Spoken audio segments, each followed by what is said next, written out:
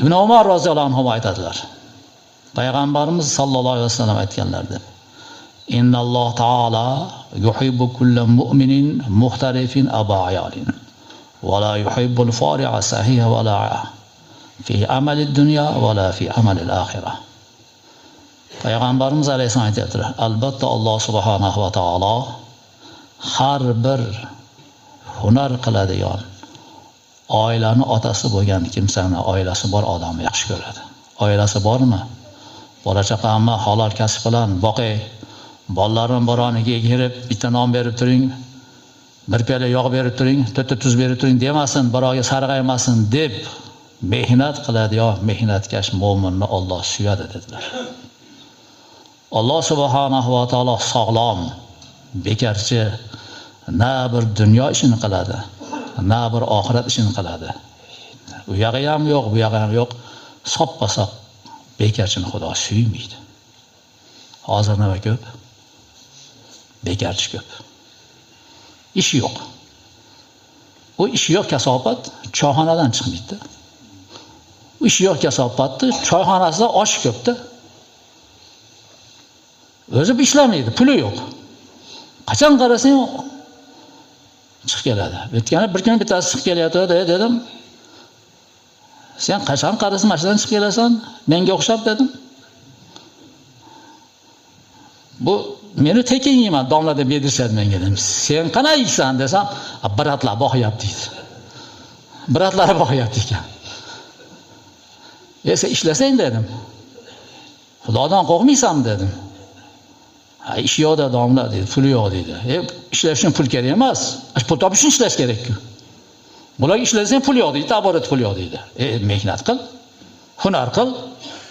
Albatta pul shart emas. Siz ham yurishsiz deb hazillashdi. Sen menda qilib yursang mayli dedim. Sen menga o'xshab yursang mayli yuraver dedim. Men sen cho'ntagingga hisob qilgan ekan, menga o'xshab yursang dedim.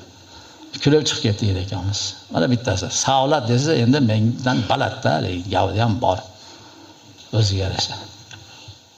Payg'ambarimiz sallallohu alayhi vasallamdan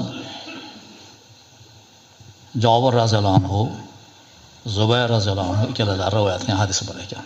Bu hadisni Ibn Moja hokimlar o'zlarini hadis to'plamini keltirib, hokim Muslimning shartiga binoan bu sahih hadis degan ekanlar. Bu hadisda payg'ambarimiz alayhisalom aytadilar: Ayyuhan nas, ey odamlar, ittaqulloh, Allohdan qo'rqing. Vajmilu fit talab. Talab qilishni go'zal talab qiling. Ya'ni rizq talab qilmoqchi bo'lsangiz, go'zal, chiroyli usul bilan rizq talab qiling. Zo'ravonlik bilan, mutahamchilik bilan, g'arrom yo'l bilan emas, go'zal usul bilan talab qiling. Fa inna nafsan lan tamuta hatta yastawfa rizqaha va in abtaha. Albatta har bir nafs shaxs o'ziga qancha rizq yozilgan bo'lsa, shu rizqi to'lmagungacha olamda o'tmaydi. Agarchaki bunga yozilgan rizq bu aytgan muhlatdan kechikkan bu tuyulsa ham, senga nima azalda bo'lgan bo'lsa, o'shini olasan xolos, undan oshiq ola olmaysan. Sen lazim shu bugun bo'lish kerak degan narsang bir 10 kun, 20 kun, 1 yildan keyin bo'lsa ham shu bo'ladi.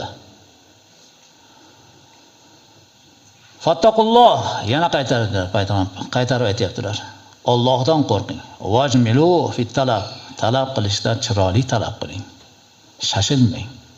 Bugun bo'lmasa ertaga bo'lar, ertaga indinga bo'lar deb halol usul bilan talab qiling. Qo'rslik, qo'pollik, mutahavlik qilmang. Xuzu ma halla va da'uha harom. Halolini olinglar. Haromni tark qilinglar.